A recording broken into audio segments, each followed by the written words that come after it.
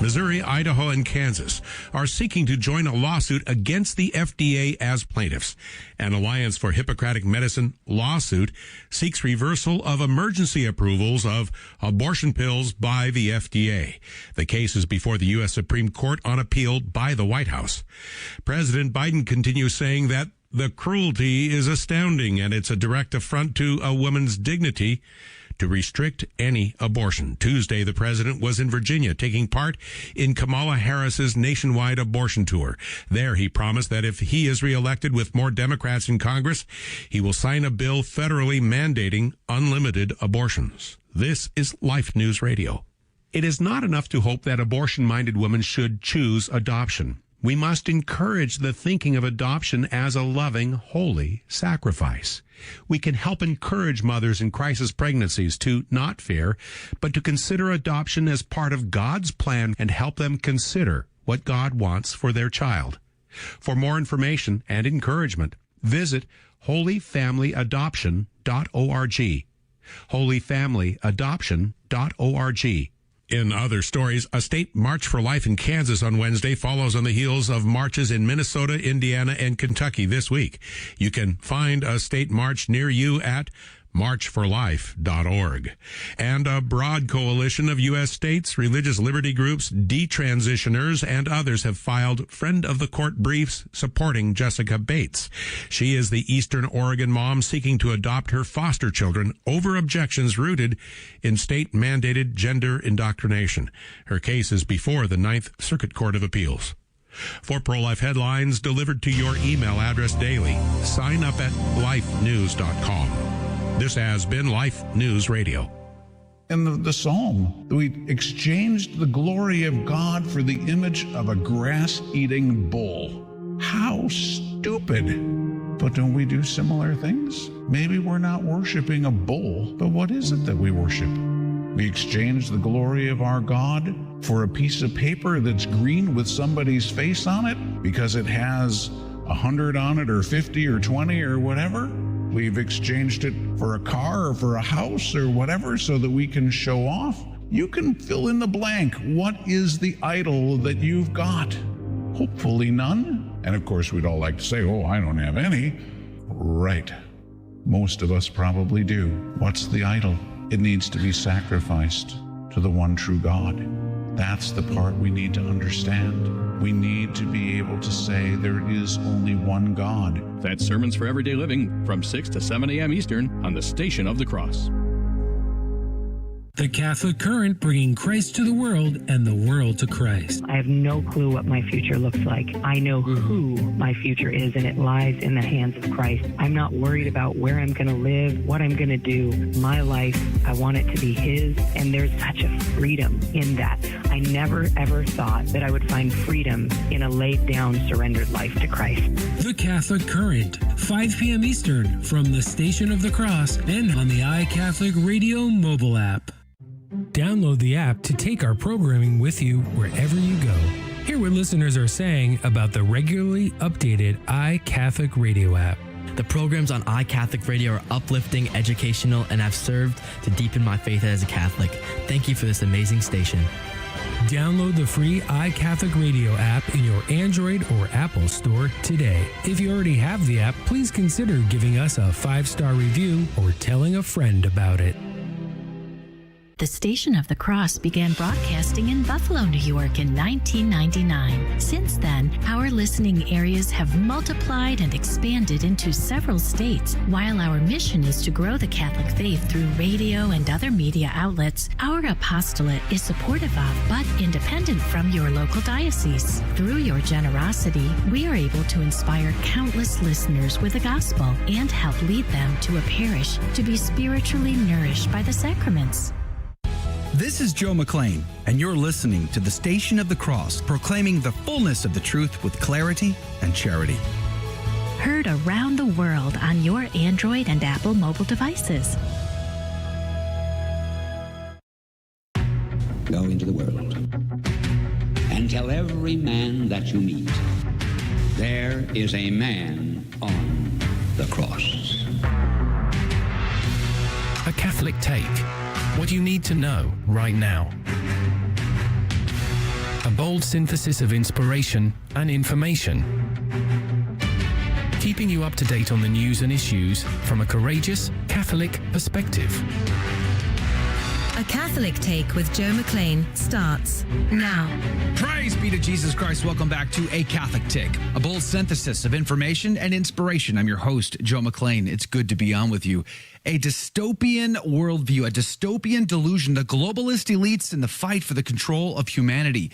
All right, so that may be a little over the top, but we're going to talk about it nonetheless. Are we in a fight for the soul?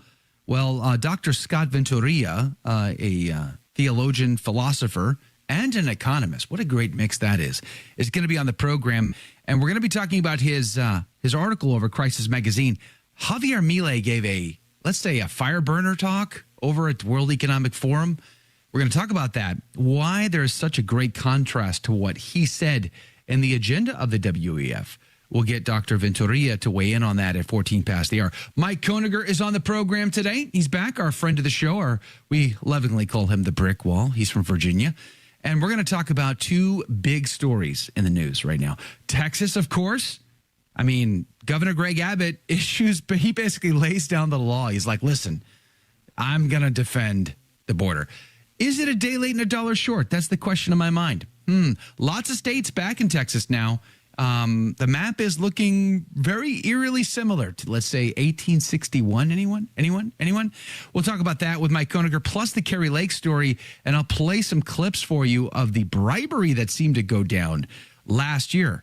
But the timing seems suspect to me. So we'll get Mike Koeniger to talk about both of those stories for you at 30 past the hour. We will, of course, share the links in the show notes for you at the top of the hour at the stationofthecross.com/ACT. By the way, I saw this morning that the Anglican Archbishop of Canterbury, Justin Welby, was able to use St. Bartolomeo to the Basilica there to have his communion service. Scandal? I mean, that's just, whenever that happens, it creates scandal because we're using sacred space for non-Catholic services. Why are we doing this? Anyway, 6 nuns. This is good news. 6 nuns that were taken hostage in Haiti have been released. So let's give God praise for that today as we begin and as we pray. In the name of the Father, the Son, and the Holy Ghost. Amen. Remember, O most gracious Virgin Mary, that never was it known that anyone who fled to thy protection, implored thy help, or sought thine intercession was left unaided. Inspired by this confidence, I fly unto thee, O Virgin of Virgins, my mother. To thee do I come, before thee I stand, sinful and sorrowful. O Mother of the Word incarnate, despise not my petitions, but in thy mercy hear and answer me. Amen. In the name of the Father, the Son, and the Holy Ghost. And now your saint of the day. Saint Paul, pray for us. Saul of Tarsus was born a few years after Christ, the son of a prominent Pharisee of the tribe of Benjamin. He was also a Roman citizen with the Latin name Paul. He was educated in the law in Jerusalem by the wise Gamaliel, another future saint who defended the apostles before the Sanhedrin. He also practiced the trade of tent making to support himself and keep his body as active as his mind. Like most other Pharisees, Saul was a fierce enemy of the Christians, and he was complicit in the stoning of St. Stephen protomartyr. St. Augustine credits St. Stephen's intercession for Saul's conversion, which only came after much violent persecution that rendered Saul's name a fear to all Christians. On his way to carry out a great persecution in Damascus, Saul was suddenly struck from his horse by a heavenly light, and the voice of Christ admonished Saul for persecuting the church. Saul was converted on the spot and remained blind for 3 days in Damascus, during which time he fasted in reparation until he was baptized by St. Ananias. To reflect his conversion and to better preach to the Gentiles, Saul adopted fully his Roman name, Paul. Today is the feast commemorating his conversion. His martyrdom on the same day as St. Peter in Rome is celebrated on June 29th. St. Paul, pray for us. And now your headline news. Epic Times reports Kerry Lake calls for Arizona GOP chair to resign after leaked audio. Arizona GOP Senate candidate Kerry Lake called for the state's Republican Party chair Jeff DeWitt to resign after an audio recording surfaced of him appearing to present Mrs. Lake with an offer of money to leave politics. The recording dates back to last March and features a conversation between the two, and the audio suggests that Arizona GOP chair brought an offer from unspecified, quote, powerful people back east, close quote, in exchange for Mrs. Lake stepping down from the political scene for 2 years. She, of course, rejected the proposal, and he, of course, did resign, but we're going to be playing some clips for you coming up at 30 past. Do stick around. Hey, Breitbart reports another Boeing plane sees critical failure as 757's nose wheel falls off before takeoff. A Delta Airlines Boeing 757 jet taxiing on the runway with 184 passengers on board at Atlanta was forced to abort takeoff when a nose wheel fell off and parted ways with the stricken flight. Delta said in a statement, quote, all customers and their bags were removed from the aircraft, transferred to the gate, and onto a replacement aircraft, close quote. The plane was fixed and put back into service the next day. On January the 5th, after the Alaska Airlines jet had a door plug blow out at 16,000 feet, the FAA grounded 171 Boeing 737 MAX 9s and started an investigation. Additionally, U.S. Secretary of State Anthony Blinken was grounded in Switzerland last Wednesday after his Boeing plane had a critical failure due to an oxygen leak. Not looking good for Boeing right now. Catholic Vote reports Bishop says the abortion is centerpiece of the Biden campaign. Bishop Michael Burbidge of Arlington blasted Biden for the pro-abortion rally he held in Virginia this week, calling it, quote, incredibly devastating, quote, that Biden would place choice over his sacred duty to protect life, close quote. President Biden has made abortion the centerpiece of his campaign, Burbidge wrote at a rally in Manassas, Virginia. He advocated for codifying Roe v. Wade into law. In fact, I would say he wanted it up to birth. Let that sink in. Those are your headline news.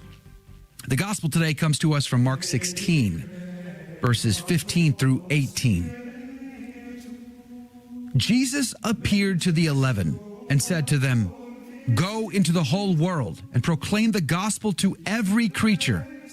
Whoever believes and is baptized will be saved. Whoever does not believe will be condemned. These signs will accompany those who believe. In my name, they will drive out demons. They will speak new languages.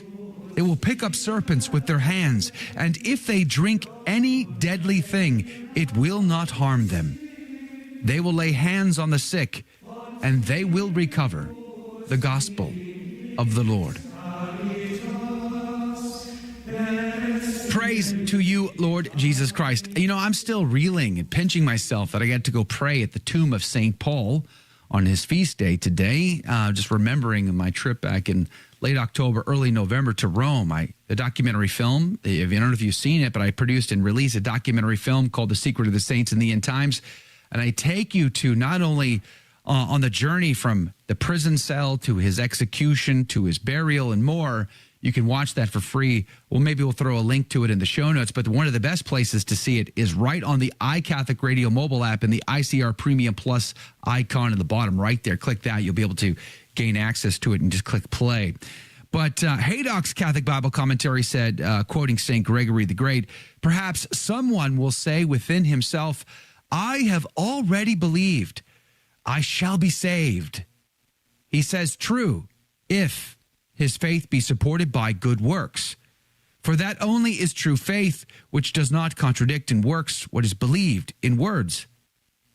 Father McKeevely goes on to say, our Lord now commissions his apostles and arms them with full authority to go forth and preach the gospel to every creature under heaven, without let or hindrance from any earthly power, to go forth as his immediate representatives, deriving their power directly and immediately from him and from no one else, who is the sovereign Lord and creator of the universe, to whom belongs the earth and its fullness, by whom kings reign and lawgivers decree justice. He is to be ever with them. Whoever opposes them opposes him and his divine ordinances. Woe to those who oppose him in them. Look at that. First God, then his apostles, then any earthly power. Let's get that straight. But the commentary goes on to say, but he that believeth not The gospel preached by the apostles and their legitimate successors shall be condemned. It matters not whether he be rich or poor, learned or unlearned, young or old, king or subject. Infallible truth is pledged to it. The judge of the living and the dead has decreed it. The Savior of all mankind has made it an indispensable condition for all, in order to be partakers of the fruits of his redemption, that they must have faith. Faith conceived only from the preaching of those legitimately sent. You don't just get to make it up on your own. You got to be sent. The commentary goes on. If the preaching of others would suffice to engender faith, why should the preaching of the apostles be necessary to reach every creature? On this account, it is the apostles tell us that while faith comes from hearing, it is from hearing those only who are legitimately sent. To those alone who have a legitimate mission from the apostles and their successors in God's church can the words apply, "How beautiful are the feet of them that preach the gospel of peace, and of them that bring glad tidings of good things." See, for instance, Romans 10:15.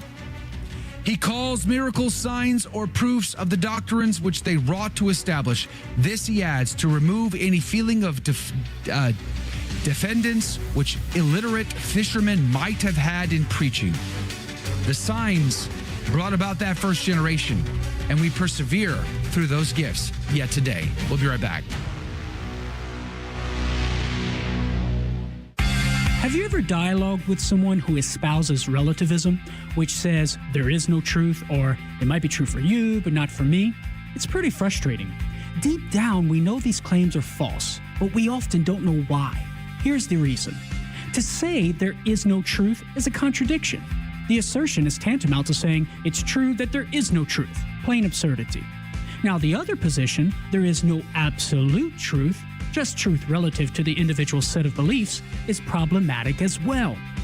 The usage of the verb is implies an assertion about the objective order of things. It's the same thing as saying it's absolutely true that there is no absolute truth, which of course is a contradiction. No matter how the relativist slices the pie, he ends up with a contradiction, making relativism an unreasonable worldview. I'm Carlo Broussard with a ready reason for Catholic Answers, Catholic.com. At the Station of the Cross, we understand that life circumstances can affect your giving options, whether by moving or by switching banks and credit card numbers. Please let us know if recent changes have been made to your payment information so that we can better serve you as you continue to bless us with your financial support. Update your information today at thestationofthecross.com or by calling 1-877-888-6279, extension 104. What you're offering and giving to me, you deserve to get back because you're offering more than I can give. I learned so much through the Station on the Cross. I listen to the radio station daily, and I absolutely love it. I was attending the chapel and places like that, and through your programs, I was able to find out how other Protestants had come back into the Catholic Church. God bless the Station of the Cross. Donate today at thestationofthecross.com.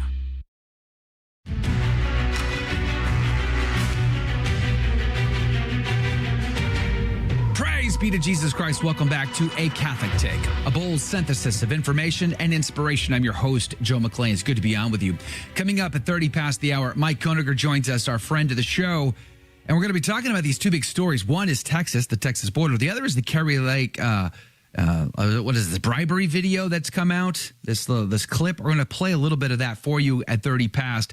The timing of that seems a little suspicious to me, but we'll get Mike Koeniger to weigh in on that. But did you catch Javier Milei's speech at the World Economic Forum last week? I see a great article here from Dr. Scott Ventureyra, who has a PhD in theology and philosophy. He's also the author of COVID-19, a Dystopian Delusion, examining the machinations of governments, health organizations, the globalist elites, big pharma, big tech, and the legacy media. Boy, that's a mouthful, and I love it. Dr. Ventureyra joins us now. Good morning to you. Thank you for your time. Thank you for having me on. Let's talk about Javier Milei. First, I find it interesting, and I did talk to a friend of the show, Andreas Weiler from LifeSite News, about the World Economic Forum Davos event. One of the things that stood out to me, and I'd like to get your take on this, is I don't recall in past years them inviting sort of anti-WEF, anti-Davos, anti-globalist voices to participate. Is that new, or have I just missed it?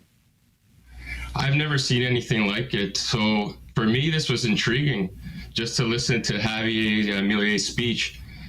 It was a wrecking ball for the WEF and its agenda. And the only other person that seemed to be a dissident at the conference was Kevin Roberts of the Heritage Foundation. So it was also nice to see him. He was very articulate himself as well.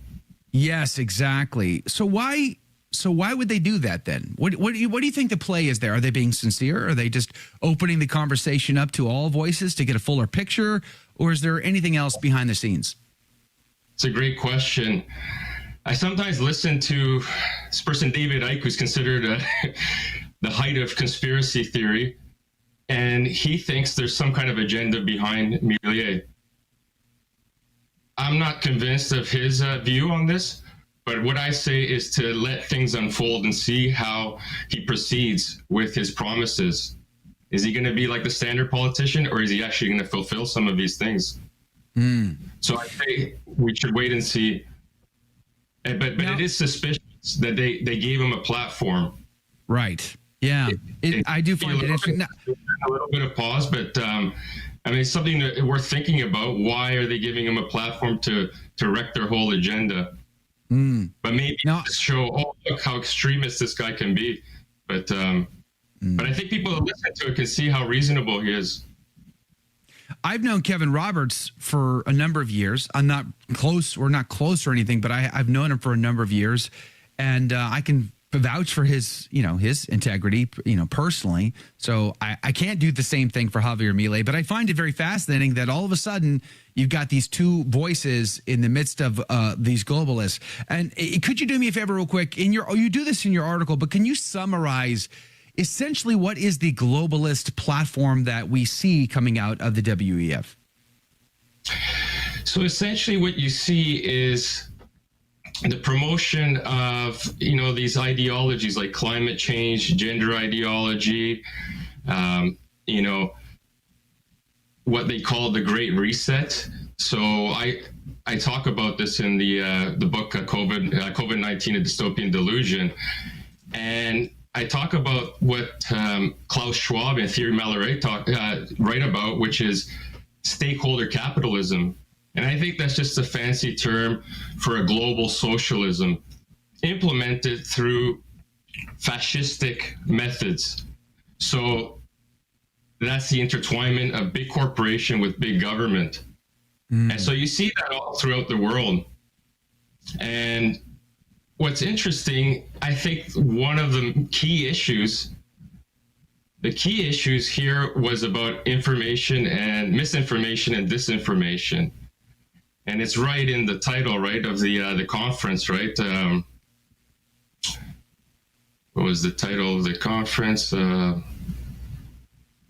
While you're looking for that, let me just remind our listeners for a second that we're talking with Dr. Scott Ventureyra about his article, Javier Milei, A Thorn in the Globalist Side. We're going to put a link to this article as well as scottventureyra.com and his website in our show notes today over at thestationofthecross.com/ACT. Let me ask you this question, just as a sort of a follow-up question here is, how does Javier Milei contrast to that globalist agenda that you talk about in your article?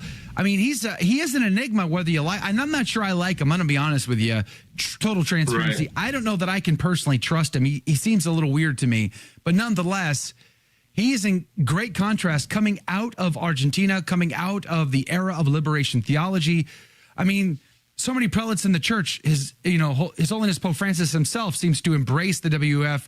Javier Milei from his own home country is the total contrast to that. That's an enigma. How do we explain this?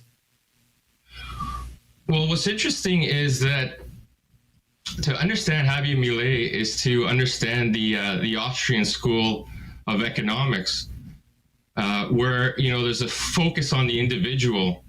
There's this kind of radical idea where to understand this is to understand the economic values of goods and services that are inherently subjective. So what your friend may value or preference for a certain good may not hold that much value for yourself. So this understanding rests on inclinations and actions of individuals and just their subjective preferences and desires. So this is contrasted with the Keynesian school of economics, which does not really take into account these things. So, for Austrian school of economics, capital goods are not homogeneous, but they're rather heterogeneous. So Keynesian economics, which treats each of these in the same fashion, and Javier Milei thinks that the Austrian school of economics can lead to an understanding through the production of incorrect capital goods can lead to an unwanted waste. He thinks that the Keynesian style of economics will lead to all these potential failures and that require corrective measures from the government. So I think it's an innovative way of thinking about economics that could lead to unique solutions that could benefit countries in perhaps ways that other models can't. And I think another key thing to understand Javier Milei is to understand his disdain for the Frankfurt School, the birthing of critical theory, which is a stem from cultural Marxism. Yeah. So he also discusses that in his speech, right? The failures of classical Marxism led to cultural Marxism. And so now you see, the prevalence of wokeism and pitting individuals against each other, Black Lives Matters, Black people against white people, men against women, even the climate against humanity. So it's all about these divisions, right? These dichotomies. And so, the whole saying about first you divide and then you conquer, right? So I think that's part of the globalist agenda. Also, this whole thing about population control, which he touches upon as well. And I found it fascinating, even in another interview, he gave an interview with Tucker Carlson. I found it fascinating, his defense of life. It was much stronger than I've heard of many Christians or even the Pope providing. So I find that a curious thing as well. But he's a defender of life. He's a defender of truth, apparently. And he's a defender of a different economic model that centers the individual over the collective. So, I mean, again, he's just such an enigma and a contrast. That's what's hard. Like, it just seems strange to see someone like this saying all these things come out of a place that breeds the complete opposite to that. I mean, just generally speaking. So that is interesting, to be sure.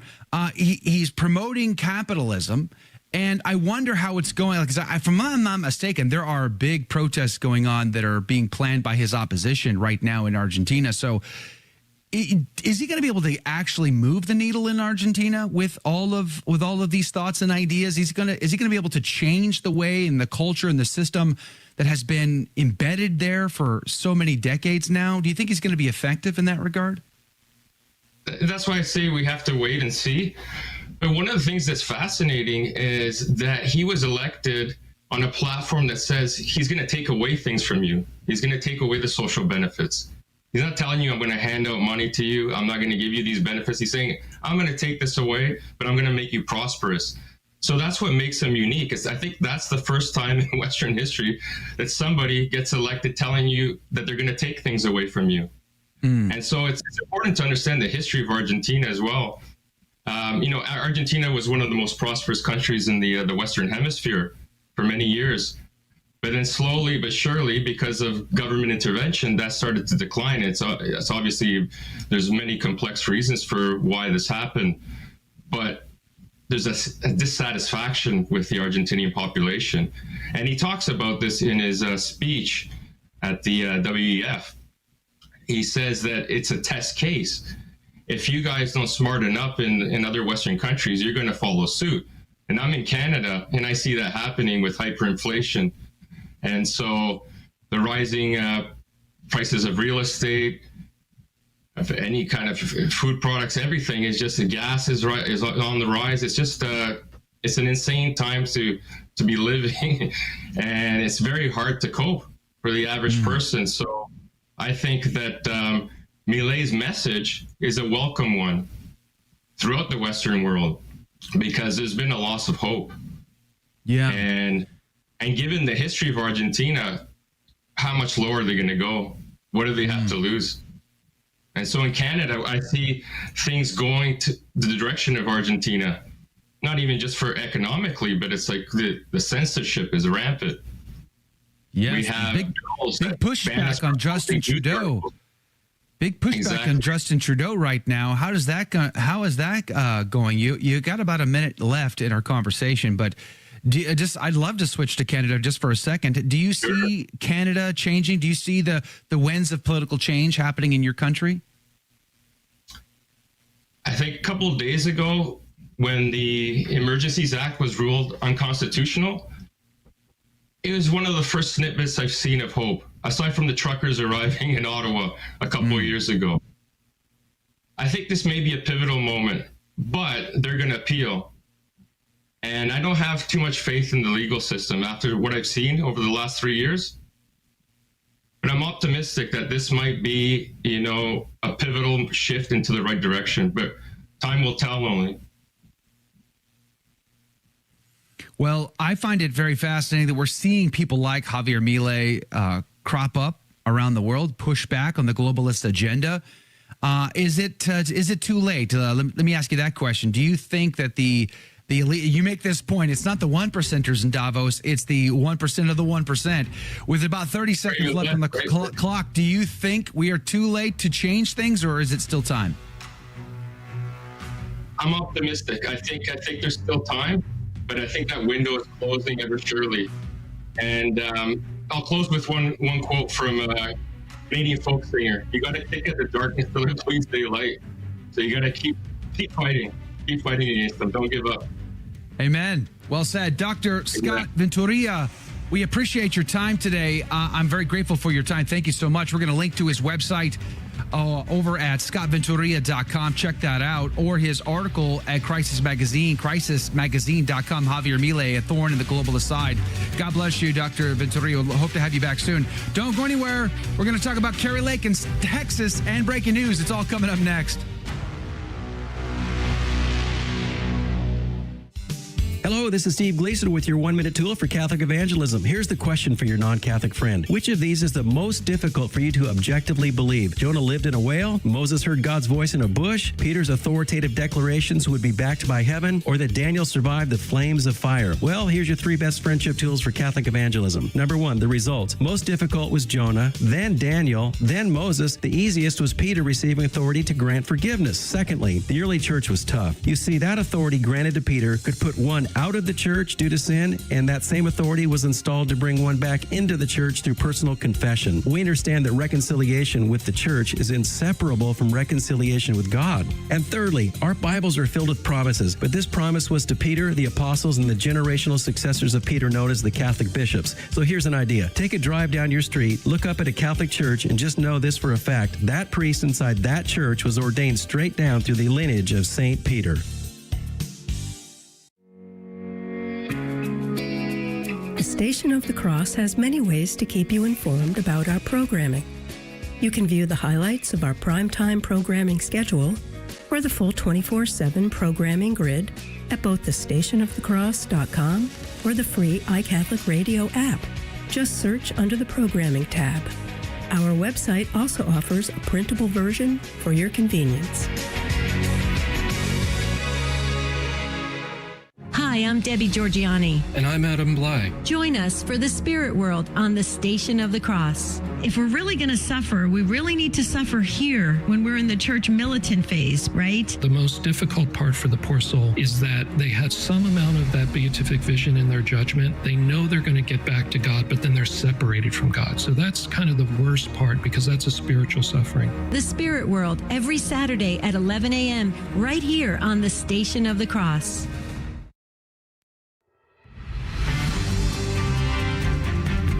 Praise be to Jesus Christ. Welcome back to A Catholic Take, a bold synthesis of information and inspiration. I'm your host, Joe McClain, and here are your headline news. The Pillar reports Vatican Appeals Court finds pre-seminary rector guilty of corrupting minors.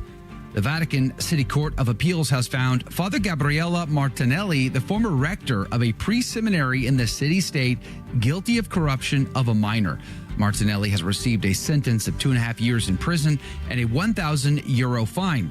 Martinelli has repeatedly denied these allegations, and the ruling partially overturns a lower court's 2021 decision, which acquitted the priest due to insufficient evidence. The 31-year-old priest had been accused of repeated sexual abuse of the Pius X pre-seminary students, or 12 to 18-year-old boys, where they live and discern the priesthood. The boys also serve at the papal mass. The Hill reports 2 U.S.-flagged cargo ships attacked off Yemen. Shipping giant Maersk said in a statement to The Hill that Maersk Detroit and Maersk Chesapeake were attacked during the transit through a strait which connects Red Sea to the Gulf of Aden. The strait is a major targeting point for the Houthi rebels. The ships were under a U.S. Navy escort which intercepted multiple rounds of fire. Neither vessel was damaged in the attack, and the crews of both ships are unharmed. Catholic Vote reports Ohio nixes DeWine's veto protects kids. Ohio on Wednesday became the latest state to adopt legislation protecting minors from being subjected to so-called gender-affirming care after the state Senate overrode a veto issued by Republican Governor Mike DeWine. The comprehensive new measure will now go into effect in 90 days. Republican. What are they conserving again? Remind me one more time. Just remind me. What are they conserving again? Anyway, those are your headline news. Praise be to God. Hey, check out this clip from Carrie Lake over at CPAC. Something happened to me this week before I left for CPAC, and it shows how desperate these people are to stop me and to silence you. I decided to share this. It's a little bit controversial, but I'm going to put this out. Somebody showed up at my door this week. They called me before and said, I got to talk to you in person. This can't be done over the phone, which is always kind of like, uh-oh, what's that going to be about? They came to my door and they tried to bribe me out of getting out of politics. Wow. It's really happened. I'm telling you this because this is how disgusting politics is. A mom who runs for office and they're afraid of me? Let's find out. Let's play a little clip from the actual exchange between Carrie Lake and the GOP head in Arizona. Is there a number at which I can be bought? not be bought? That's what it's about. You can take a pause for a couple years. No. And then go right back to what you're doing. No. 10 million, 20 million, 30, no. A billion, no. This not is about money. stunning audio between the two. And I'd like to get Mike Koeniger, friend of the show, affectionately called the Brick Wall, to join us. A retired Coast Guardsman, by the way, a Coastie. When I read the story, Mike, welcome back to the show. Good morning. When I read the story of the 2 Maersk ships, did you have flashbacks, old memories of seafaring, chasing down the pirates on the high seas days, or like did you go into cold sweats? I'm at that age where I have flashbacks about all kinds of the insane things I did that I go back and say, what on earth was I thinking? The Coast Guard certainly was an adrenaline rush. You know, I didn't jump out of airplanes or do any of that nonsense. I had the Coast Guard to give me all that. Exactly, yes. So we'll have to talk about old Coastie stories. I have a few too, actually. Maybe we'll do that in the after show. But let's jump into this story first before we talk about Texas. Carrie Lake issuing this audio clip. She clearly recorded this exchange between the GOP head in Arizona, who's now resigned, actually. The clip itself, if you listen to the full thing, we'll link to it in the show notes at thestationofthecross.com, as well as her CPAC speech. What is your take? What is your initial reaction to this bombshell news? It was funny because when I watched the clip and or listened to the clip, because you're just getting the audio part. And the first shock I had was this guy said, well, it was just a conversation among friends. Now, if he was truly Carrie Lake's friend, he would have known that she couldn't be bribed. She seems to be very, very secure in what she is and what she believes in. And, you know, the comment that hit me, and I won't forget, Joe, is 10 million, 50 million, $1 billion, I'm not for sale. And I'm worried about my country. Now, there's some profanities in this clip, but they've been bleeped out, so if folks listen to it, they won't hear the profanities. But I was just shocked. Well, honestly, this is a woman of character. You know, character's doing what's right when nobody's watching, and there was nobody watching. I mean, this guy's coming to her with bags and bags of money, not literally, but figuratively at the very least. And she's saying, I'm doing this for my kids. And I am not a lover of either political party, much like yourself, but I would vote for this woman in good conscience, because when she was under pressure, she picked the right door. You know, she picked door number 1 and not door number 2. And so I was very impressed with her level of character, to be honest. Wow. Am I shocked? Am I shocked that she was being bribed? No. I'm sure it happens every day in this country, and that's just sad. But I am more shocked that there are still people, not shocked, I'm happily surprised that there are more people of this level of character that just say no way. And she's probably not the only one. You know, the former congressman from Texas, Ron Paul, he couldn't be bought. We know that from a lot of the stories that we're now finding out. And there have been others. Those two come to mind immediately, though. So let me just push back a little bit. Okay, I don't disagree with what you said, but at the same time, one red flag definitely came up in the back of my mind as I looked at this story, listened to the audio, what have you, and that's on the timing of things. Now, so she gets a call. She said in the CPAC speech, I get a call, you know, so-and-so wants to come visit. They're knocking on my door, going to be there in 10 minutes. Oh, well, this is interesting. So I get it. You pull out your phone, you hit record, you got it on standby and ready because you don't know what you're about to face, but you know something's fishy because your red flags are going off. Fair enough. Got it. No problem. Then you wait a whole year to tell anybody. I don't know. So she may be telling the truth. She may be a person of great character and proud of her for saying, I can't be bought. But I don't like the fact, and I felt this way about the Vigano story as well.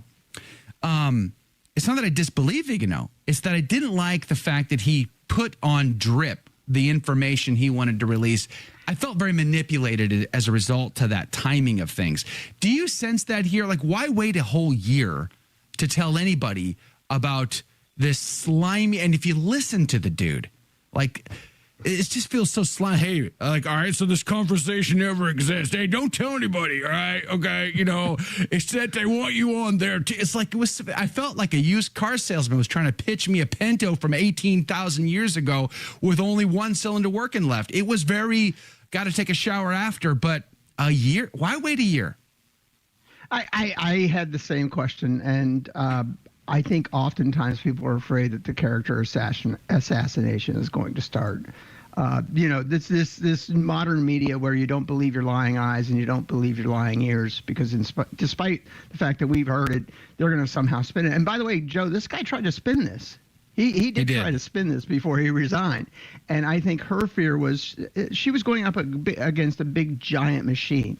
And folks, you know, they call it the uniparty for a reason. I think the tactics are the same across the board. And by the way, Joe, I tend to vote to the right more often than not. So I'm not attacking the other party. I'm attacking the party I tend to align with on some issues. Of course, as a Catholic man, it's hard to have any party to align to in the modern age. But yeah, I think there was probably a level of fear. But maybe I'm the optimist. You know, it's funny that today you're more cynical than I am, Joe. Usually it's the opposite. I'm here to serve you, Mike. I'm here to serve you. Hey, let me. You brought up the whole he tried to spin it thing. Let me just hit on that for a second. So the article that we're going to be linking to today, Arizona GOP chairman resigns amid Kerry Lake bribery allegations from the Epic Times. The link will be in the show notes at thestationofthecross.com/ACT.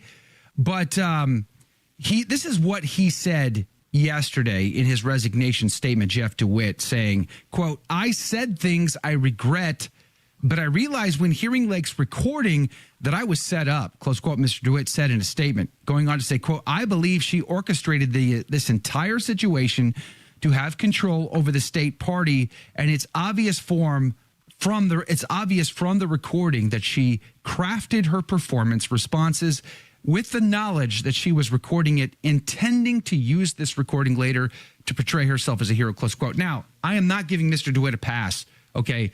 Again, very slimy. The whole thing but her, let's talk about her for a second. She's a seasoned television reporter.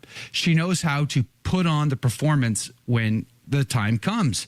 I'm not saying she faked it. What I'm saying is she knows what she's doing. She's smart.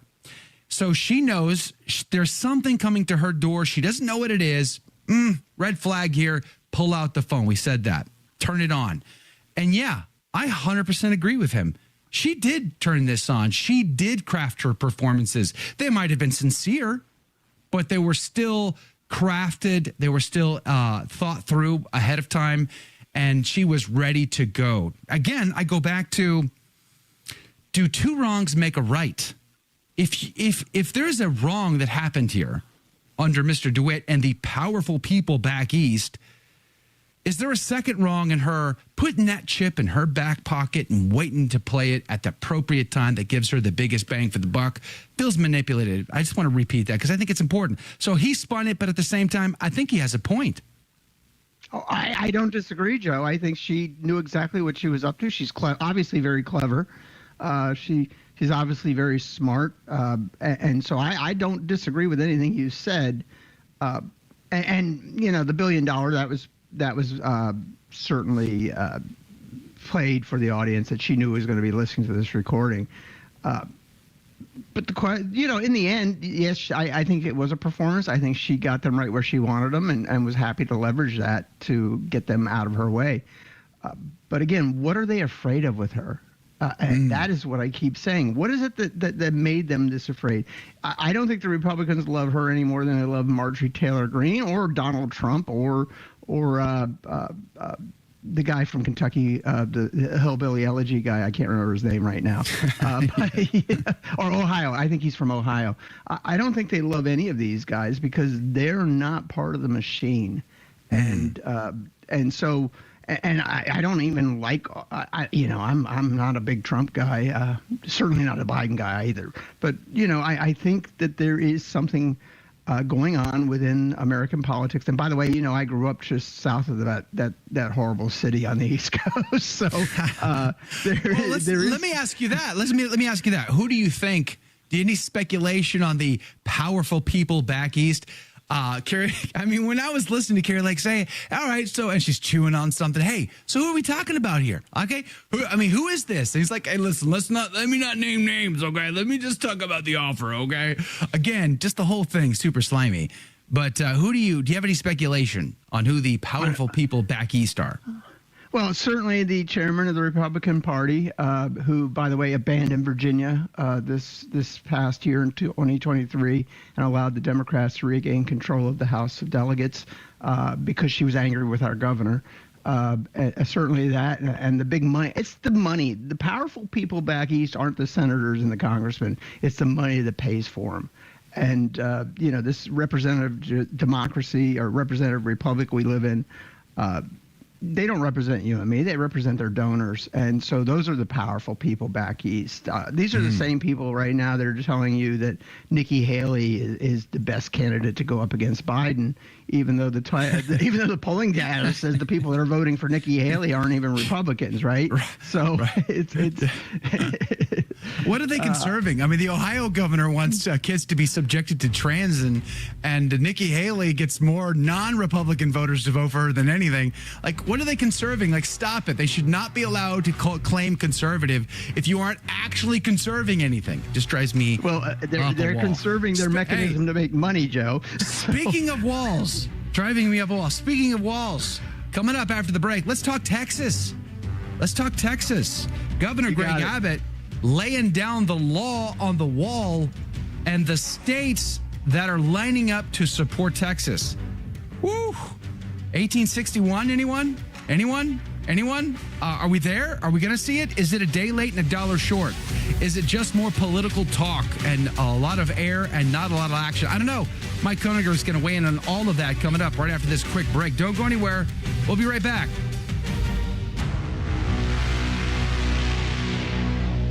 This is Dale Ahlquist with a Chesterton Minute. Have you ever noticed that the world associates fanaticism with religion? But G.K. Chesterton says that the strangest fanaticism that fills our time is the fanatical hatred of morality, especially of Christian morality. It is the irreligious who are fanatical in their hatred of religion. They hate religion because religion is the only basis for morality. They hate morality because it is clear. And they prefer things to be vague. Vague to the point where they can call wrongs rights. But we cannot call something a right when it defies God's laws. We can only call it a sin because all rights come from God, and God is not going to break his own laws. Neither should we. Want more than a minute? Visit our website, chesterton.org. Started drinking beer on Saturday nights, sleeping in on Sunday mornings, missing Mass, and then it just became a pattern and continued. Without God, I don't know where I'd be right now. I feel like I'm whole again. I know the importance of the Eucharist. I know the importance of the sacraments that I didn't know at a young age. I follow God's will because my desire is to get to heaven. Our lives are rich and full by being members of the church. If you've been away from the Catholic Church, visit CatholicsComeHome.org. Hear a powerful sermon you need to share with a loved one? Maybe there's a guest, prayer, or teaching segment that deserves another listen.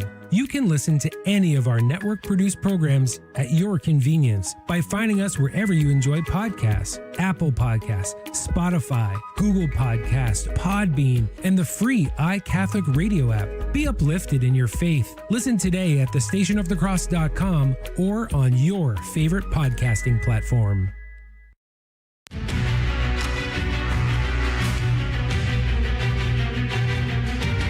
Praise be to Jesus Christ. Welcome back to A Catholic Take, a bold synthesis of information and inspiration. I'm your host, Joe McClain. So good to be on with you. We're taking a poll from our last segment. Javier Milei down in Argentina. Do you trust the guy?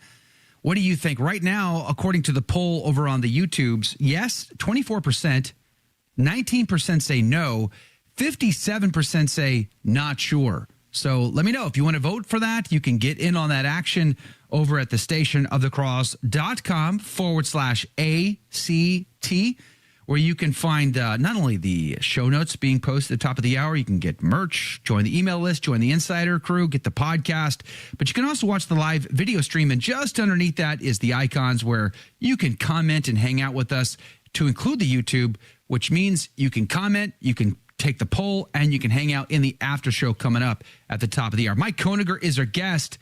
We're talking about some of these big stories. Kerry Lake, last segment. Let's talk about Texas.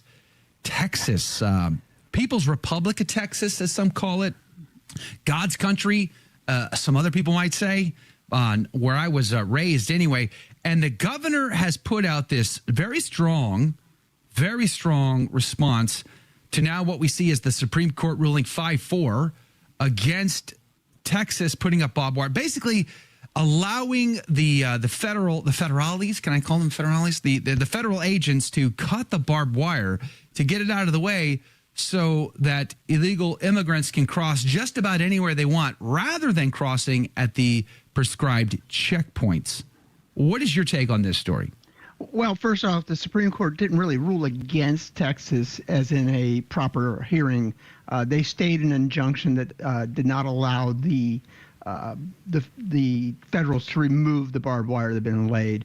The one thing that did, though, what the circuit court did for Texas, it allowed Texas to lay a whole lot of barbed wire out without the federals coming in behind it and pulling it out. And so I know you listened to the same video clip I did regarding this decision, so you know that they said basically there's so much barbed wire out there, it's going to take them forever to get rid of it. So I have some hope there. My take on this is that the federal government, and by the way, this was a mission I was very involved in during my Coast Guard career, we called it Alien Migration Interdiction Operations back then. I don't think that's that's a mouthful. Now. That's a mouthful. Yes, but it is a mission I was very involved in. I'm sure they changed the name because that's certainly not touchy-feely, or woke, but yeah, it's a serious mission. But the feds have basically just and I'm not attacking ICE. I'm not attacking the Border Patrol. I think they've been handcuffed and by the Biden administration. And so, if the numbers are to be believed, somewhere between 6 and 10 million have come across that border in the last 3 years. That is significant. And by the way, Joe, I say this every time we talk about this issue. I am the son of immigrants, and I always say this. Well, we all are.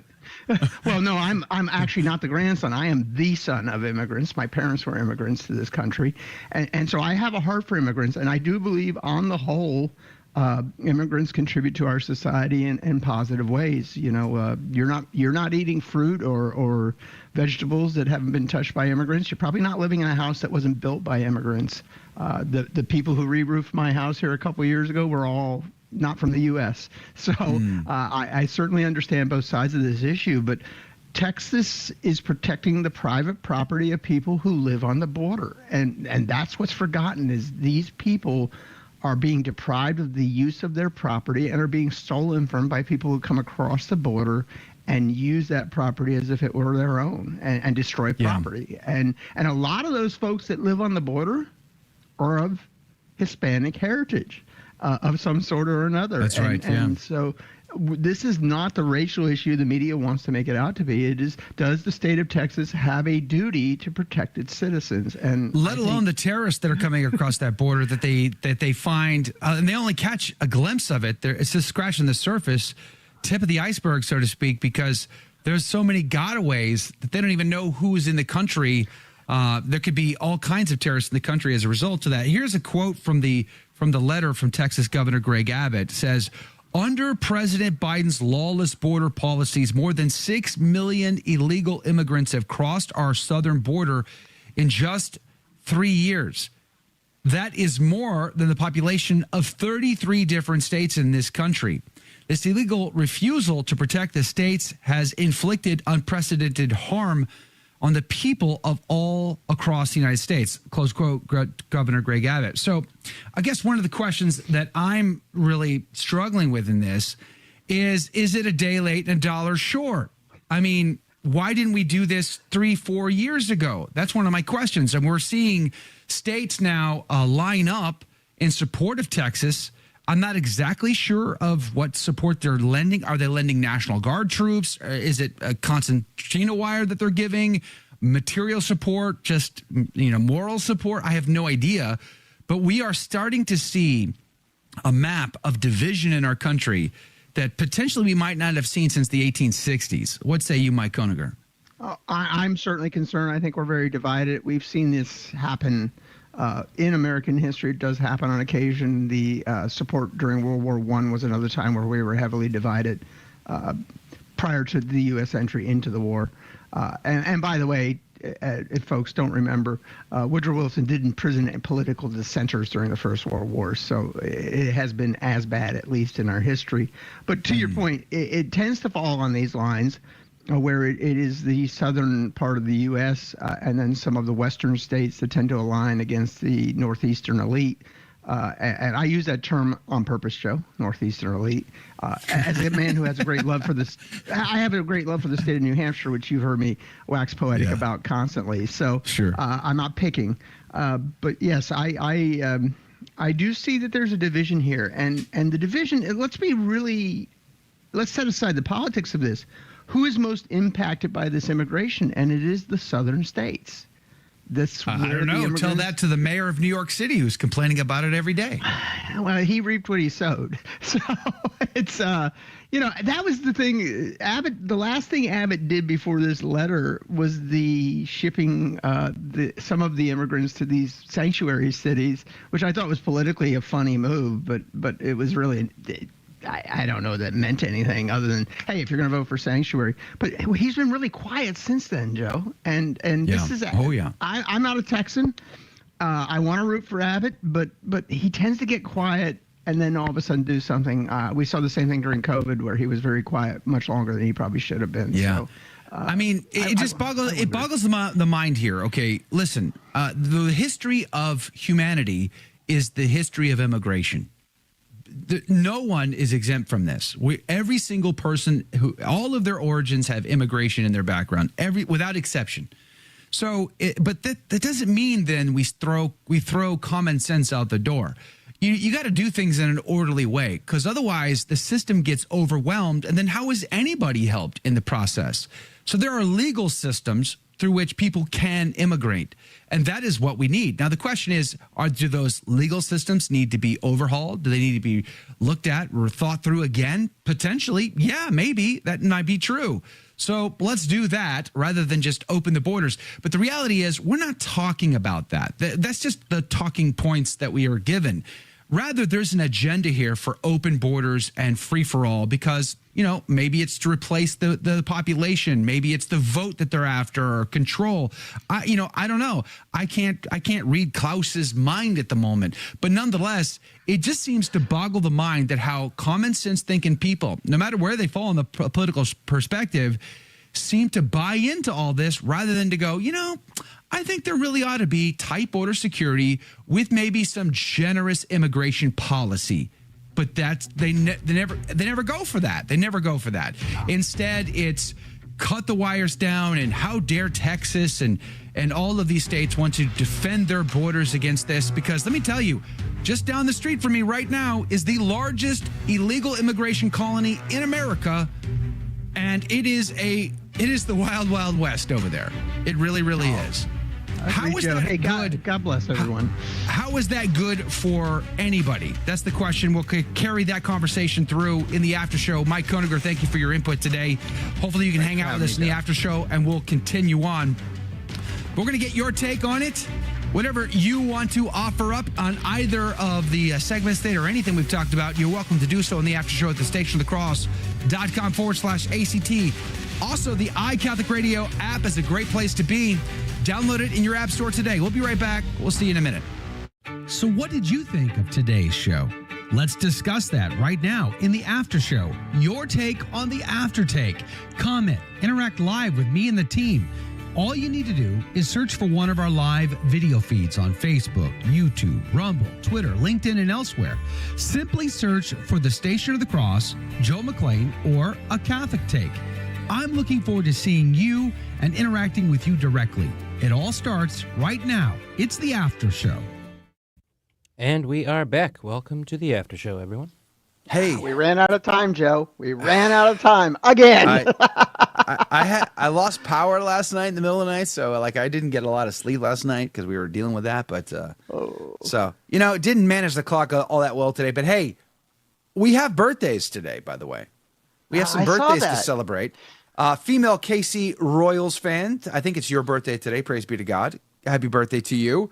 And Luz from our insider crew says her youngest is 10 today, officially. 10.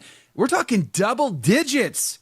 Welcome to the double digit gang, Angel Gabriel, rather. So praise be to God. Happy birthday to you as well. Jake, you were gonna sing in Swahili if I'm not mistaken. You had that memorized, right? Swahili. This is the first I've heard of it. He's a linguist. Speaks all languages. What's the clicking? All the time. The clicking language. I forget the name. Yeah. What language is that? By the way, I don't know if you're allowed to say that on the air, Joe. Beep. I think we need to bleep Joe's beep clicks. that one out. Oh man, yeah. Okay, now this is total rabbit hole, which is actually one of the phrases on the Insider Cup, which I need to replace in 2024. It reminded me the guy we had on, the DNA scientist guy. That guy, I remember him. He was great. Jensen. He's not a fan of the Catholic faith. He's an evangelical anti-Catholic, probably, but nonetheless, a great interview. And he talks about he follows the language groups. The people are broken up by language group, and he follows those and overlays DNA evidence on top of that, and then overlays biblical text on top of that to draw some conclusions. And when he talked about that of sub-Saharan Africa, yeah, they have a completely separate background, different background than the Nigerians and the what do you call that coastline of Africa? Ivory Coast? I forget. Thank you, Ivory Coast. The Gulf Coast, yeah. So he says Europeans have more in common with than than they do with Nigeria. Well, I find that fascinating. That's a lot like in Europe. The Basque language is unrelated to any language around it, and Hungarian and Finnish are very unique as well. I think those are usually Finnish is the one that Tolkien wrote about in his real job as Finnish is just an oddball, and he based the Elfin language off of it because it was so odd. But yeah, it's fascinating. And by the way, I think that guy is part of Ken Ham's Answers in Genesis crew. Yes, so exactly. They're certainly not pro-Catholic, but I found him fascinating. I read his. I found his book I read his book. It had a lot of science in it, but it was very readable, and so I thought it was really well done. It is fascinating. Hey, by the way, well, it relates to our conversation, Joe, about immigration. It really does. Right. And to that point, let me just ask you this deep, profound journalistic question here: if you're American going into the restroom, what are you in the restroom? You're European. And then what are you when you come out? Oh, I don't know this one. Go ahead. Tell me. Finnish. Okay. Which is still European, by the way. Just saying. Oh, darn it. Technicalities. Hey, good morning to you, female KC Royals fan. What do you do on your birthday, female KC Royals fan? Do you from Nebraska? So what are we talking about? And you're from Nebraska? You're a KC Royals fan? Really? What is the baseball team in Nebraska, Joe? Do you like python hunt, alligator wrestling? Like what do you do on your birthday? I'm just pick up deadly venomous spiders and then let them crawl on you. Like what do you do on your birthday? I'm just curious. Let me know. Patricia, good morning to you. Jay is on the team. Let's see here. Colleen, Sharon, Yvonne, Surprised Puppies is in the house. Good morning to you. Chesty Marine is on the team here. Catherine Hickey, good morning to you, Catherine Hickey. You said something super controversial earlier, and I can't even remember what it was now. I got to go back and look. It wasn't really that controversial, really. Round one, good morning to you. Diane Stroud, good morning to you. Praise be to God. Glad you're here. Frank Rangel. Andrea, good morning to you, Andrea. Anthony, good morning to you. What was Catherine worried about getting banned for? What'd she say? She was just she was calling out the stonecutters, and she was worried Google might ban the founding her. of our country. Yeah. Oh yes.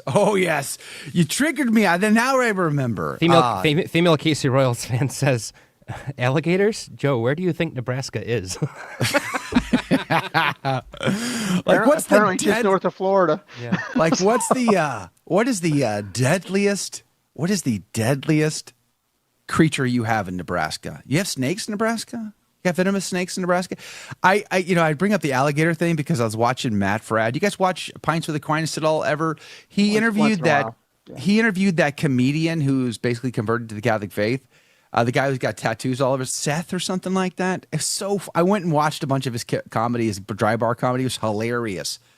And he was telling a story about a man who robbed a Wendy's with an alligator in Florida. True story. It was hilarious. By the way, Joe, the deadliest creature in Nebraska is the same deadliest creature as Texas, is the same deadliest creature as South Africa. Is the mosquito. A liberal? Oh, the sorry, mosquito. Sorry. The mosquito is the deadliest creature on Earth. So, but hey, I can't even pick on the liberals because I can't tell the difference between the liberals and the conservatives anymore. So the mosquito, they spray where I live. They spray with airplanes to kill the mosquitoes, and then they drive trucks around the neighborhood spraying. What do you think that chemical does? Do you think it makes for healthy people? When I was a kid, you used to run behind the truck and get in the cloud. So no wonder I have all these twitches now. That explains a few things, Mike. I'm going to be honest with you. Now I'm starting to put the puzzle pieces together. Okay, I don't got to watch InfoWars now because now I know what causes that. Hey, NCJR. I left a letter out there. NCJR. Good morning. Christ is King. Yeah, amen to that. Praise be to God. Viva Cristo Rey, looking good, Mike. NCJR says. Awesome. Oh, thank Lynn you. Pine is on the team today. I'm glad you're here today. Also, Cherokee Woman 20, Cherokee Woman 20, and James 16897, Honey West 25, and Sci-Fi Mike. Good morning on Rumble. Patty, good morning to you. Jane, good morning to you. Praise be to God. Glad you guys are here. Thanks for hanging out with us today. Junior Barra, holding it down. Hey, by the way, that poll is at 22% say Javier Milei is trustworthy. 17% say no. 60% are not sure. Where are you at with that, Mike Koeniger? I don't trust any politician, Joe. So yeah, I'm not sure I do either. He might espouse the correct beliefs in our Catholic view at the moment, but much like the woman we were talking about the first half of my segment, you never know. You never know. So, yeah. I'm certainly in the probably not category. Pola Chicho, buenos dias, my friend. Thanks for hanging out with us today. Praise be to God. Pola Chicho is a fantastic man. I've known him for years. He's an amazing guy. I'm glad he's here. Liz Finch, good morning to you. Kilroy Jones, good morning to you. Scribbler 007 in the house. Shaken and not stirred, I hope. Master Baker 78, good morning to you. Thanks for hanging out with us today. What were you going to say? Oh, I'm some of these names, Joe. You know, these are folks that have been with you since the olden days. I was olden days.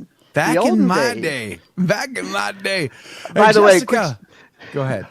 Keep rocking. I was just going to say, back in the day when I was a kid, which was decades and decades and decades ago, I used to go to my dad, who was only 25 when he had me, and say, "Hey, Pop, back in the olden days when you were a kid, what a little.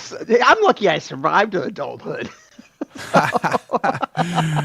Exactly. Yes, 100%. Hey, Jessica Boggs, good morning to you. Says the mosquito is the reason I like winters here in Texas. Yay and amen. You know, we get a bad rap in Texas for being like, I don't know, an inch or two from the surface of the sun. But nonetheless, we get from like now up until April, maybe late April, maybe sometimes the beginning of May, just depends. We get some pretty nice weather. I mean, like pretty nice. So there's a good window there of hey, this isn't that bad. Carl Thomas, good morning to you. Patty says, can you do mosquito wrestling on your birthday in Nebraska? Probably, knowing the Nebraskans, that could be an option, I would imagine. Someone pointed out there are rattlesnakes in Nebraska, I think. I'm not sure who. I got to go back. No, that was round one. Round one. There's rattlesnakes in Nebraska. That's one of the reasons. Reason number 785 why you should love New Hampshire. No rattlesnakes. Praise be to God. There you go. Lots of lots of spiders, but no rattlesnakes. You know the other wonderful thing that New Hampshire does that most states do not? If you are 100% disabled veteran, you do not pay property tax in the state of New Hampshire. Praise be to God. Surrounded by insane people, but it is what it is. Hey, Mark, welcome. Mark Fisher, welcome to the team. Welcome to the team. Glad you're here. Thanks for hanging out with us today. Our Lady of Guadalupe brought me to Joe McLean, says Sharon. Well, she knew you needed penance, Sharon. She thought, Sharon, you could use a little extra something. So pain and suffering for you. That's what she did. KP Jack 06, good morning to you. All I'm going to say, Joe, is if you judge a man by his friends, I'm in trouble, buddy. You are lost. You are a heathen, obviously. Live free or die in New Hampshire, the Granite State. It is a incredibly beautiful state. If you've never had the opportunity to visit New Hampshire, put it on your list. Go. It's a beautiful place to be. It's quaint. It's got that old, Americana feel to it. Old ancient stone walls everywhere, the rolling hills, the trees. It's just incredibly beautiful. It's got mostly decent weather. There's obviously some difficulties in the wintertime, but, the only downside is that northeastern gruff that you find in people in their attitude by default. They don't mean any ill will. It's just they got that. Why do you think that is? Is it just too cold and it just affects them emotionally, Mike? Why is that?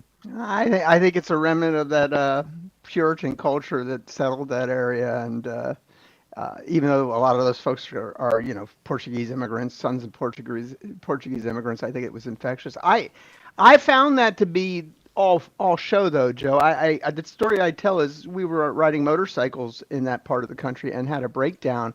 And I counted, and 27 people stopped to ask if we needed help in a span of less than 15 minutes as we were trying to fix our bike. Oh, yeah, I'm sure they did.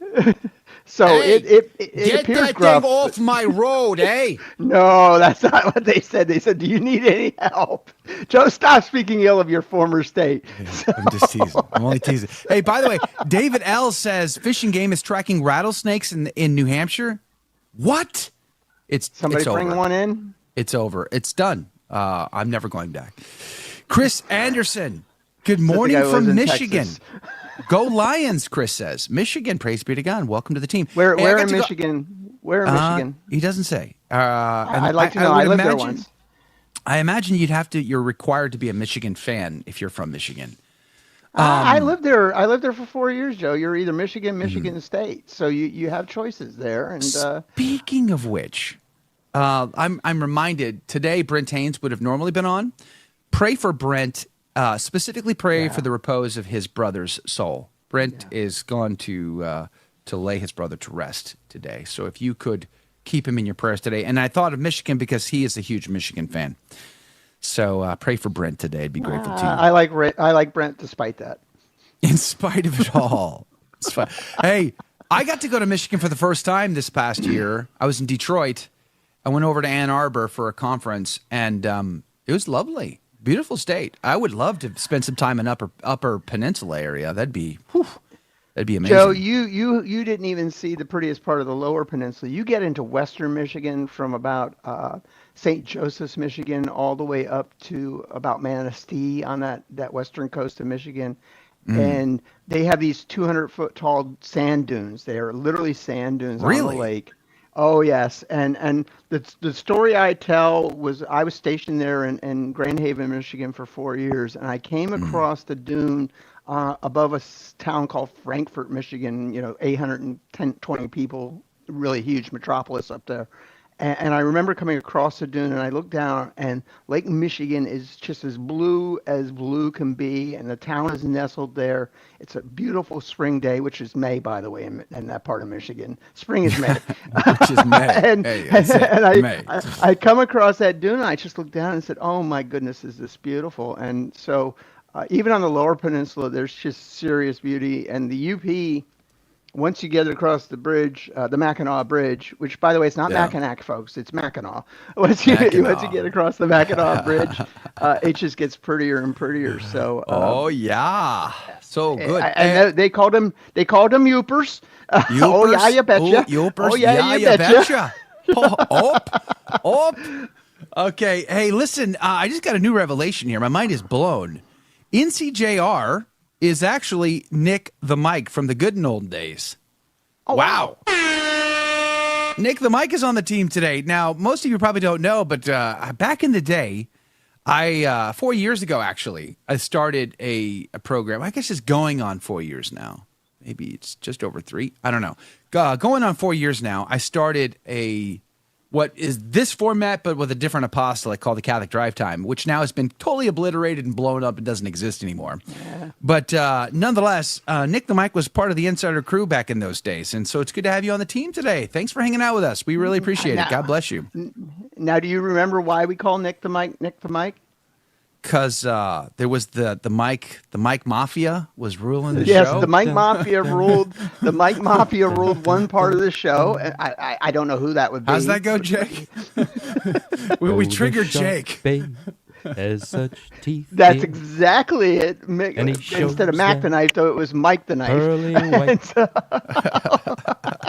So yes, and Nick came in and jumped in with all these mics, and I said, "Well, that's it. He's an honorary Mike."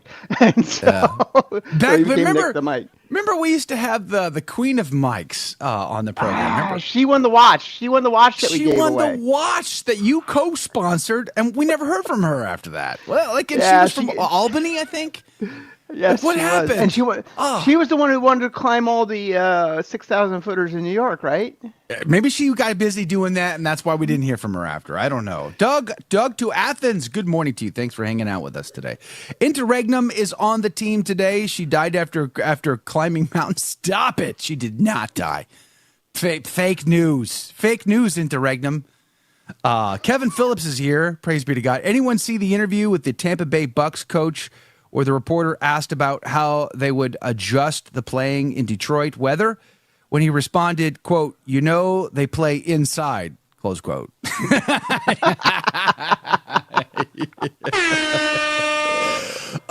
You do know there's like a roof over that. I'm not sure if you Wait, knew that. But by the way, they can put many roofs of football over stadiums? Yeah, like Buffalo does. They play in the snow, don't they? Oh, yeah. Oh, yes, they do. Isn't that part of the fun? It kind of is. Like, it kind of is. Could you imagine? Back in the day when I watched football, Joe, there was a running back in Washington named Larry Brown. And Larry Brown was coached by Vince Lombardi. Folks don't know Vince Lombardi actually came to Washington after he left Green Bay to coach the team. And Vince realized that Larry Brown couldn't hear, and so he put hearing aids on him. And Larry Brown was the MVP of the NFL after getting hearing aids because he was just a monster on the field. And unfortunately, he had lost so much of his career, he didn't pile up the stats to go to the Hall of Fame. But Larry Brown, I'll never forget, we had a snow game when I was a Washington fan. They had a snow game against the Eagles, and Larry Brown ran for like 170 yards because he said, I grew up in the snow. I know how to run in it. And so it was just an amazing performance. I've never forgotten that. And I was probably younger than Jake, which means I was really young. Man. I think Lincoln was still in office when that happened. I'm just saying. Well, I'm not going to talk about someone getting a big birthday this year, so you better hush, mister, because I know exactly how old you are. Yikes. By the way, Sci-Fi Mike reminds us it was Amber Carey from Syracuse. That's right. That was Queen of the Mics. Yeah. Amber Carey, if you're out there, come back. We'd love to have you back on the team. Praise be to God. That would be amazing. By the way, Alberto asks a deep and profound question. Is Rudy Carlos from GRN gone? No, he still works for GRN. Okay, but he's so not on the air. Here's the more important question to ask about that, Alberto. Was he ever really there? Joe, stop. I'm teasing. Hey, Rudy Carlos. I've got to stop, Joe, because I'm going to say this in front of the world. Well, at least the after show, so all 12 of the people listening to the after. Colin, Jake, let's ban Colin from the chat. Fake news. I'm sorry, you were saying? he told them your age, didn't he? He disclosed it. I'm not turning. Do I look 60? Yes, I quit if that's the case. Yes, you do. I quit. I'm done. Yes, you do. I'm done. Good grief. I'm going to go climb the 46 peaks of Western New York. Or is it Eastern New York? I may look younger than Joe, but I'm actually much older than Joe, so I get to pick on him double. So listen, Rudy Carlos recovered my father's missile that he didn't recover it. He stabilized my father's Latin missile that he took to seminary with him for my family. And so that will be an heirloom that will be passed down, God willing, through the generations of my progeny. And I am forever grateful for Rudy doing that. And so I want to say thank you, Rudy, right here in front of you, Joe. And even Jake with that caterpillar thing underneath his nose. Yes, I did notice it, Jake. And so Jake's going with you got to put it on camera, Jake. We got to all see it. You got to turn towards the lens so we can see it better. Look at it. The caterpillar's twitching. I'm gonna say the quiet part out loud, Jake. You look French.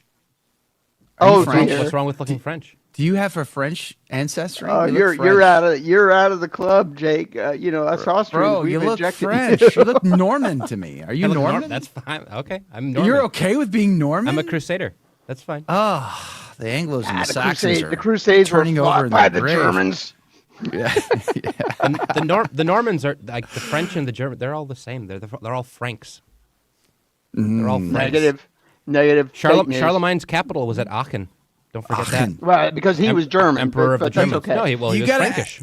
You got to add a little more to that. Aachen. No, that's Dutch, Joe. That's Dutch. Yeah. There are plenty of German words that you have to get in touch with your phlegm. Well, it depends on where in Germany you're from. Jawohl. He's from the Vendée, says Interregnum. Interesting. Jake looks like Hemingway, says CMT. Look at that. Is that a compliment? Where's my patrol boat? I want my private patrol boat and my rum. There you go. There you go. Praise be to God. KP Jack 06 says the big 50 is a great number, Joe. I'll see you there on the 11th of July, homie. Bro, it's the same week for you and me, KP Jack 06. We should get together and celebrate at the same time the sadness, the devastation of the reality of being 50, half a century. Good grief. Wear black and eat bad buffet food together. We should do that. Totally do that. Go to the buffet. It's all over. Okay. I'm going to be here all day, lady. You understand what I'm saying? I'm going to be here till the shift changes, and then I'm going to stay again. Okay? Just keep the plates coming. Anyway. Hey, did you guys in the Marine Corps call it what we called it in the Coast Guard? We called it the trough. I'm going to go to the trough. Yeah. You know, okay, can I just say this for a second? Because, like, you know, the Marine Corps, you think of the, like, when I remember the poster at the recruiter's office back in 1805 when I joined up. And there was a poster that talked about the body being an engine. And you got to be careful what you put into it. Like, I can't remember, like, the exact wordage, but it was along those lines. Like, Marines were fit and tough, best shape of their life. So you got to be careful what you put into your engine. That's what they would say. And then you go and you join, and the chow hall had two lines. One was junk food, and the other one was just less of junk food. And it was like, what are we talking about? Like, if you had an MRE today, I mean, it's 10,000 calories of back up my system for 4 days. Good grief, you can't drink enough water to clean that stuff out. It is so bad. Like, what is this chow. propaganda again? We had good chow in the Coast Guard, so I'm not complaining about the chow. Coasties. Of course, you in the Air Force, only the best for y'all. Okay, it's like well, we earn it. I don't know about the I don't know about We'll the make you a custom omelet, and we'll do your nails while you wait. How about that, huh? Have fun with that one. We didn't. We get the nails done, but we did get the custom omelets. I do have to reveal. I don't know. The worst hash brown I ever had was at the Coast Guard base, the small boathouse in Honolulu, Hawaii. I mean, you could use that thing to scrub the deck. It was like disgusting. It was hard. I had surf and turf on Fridays, and all that. We had good food in the Coast Guard. We had a lot of good fish in the Coast Guard. So, yeah, I don't know I don't know about the Honolulu boathouse. I've been there, but I didn't eat there. So I went into. I loved my time with the Coasties there. They were the coolest dudes I'd ever seen. Like, they were like hippies with uniforms. I mean, they didn't have a real long job, hair, Joe. But they acted like, hey Ted, how's it going? I'm good, Bob. How are you, bro? I'm good. All right, man. You ready? Okay, let's go. I'm like, they don't even call each other by rank. Like, what? No, not until you make chief. Not until you make chief. Yeah, exactly. Chief was the only one who got called by the rank.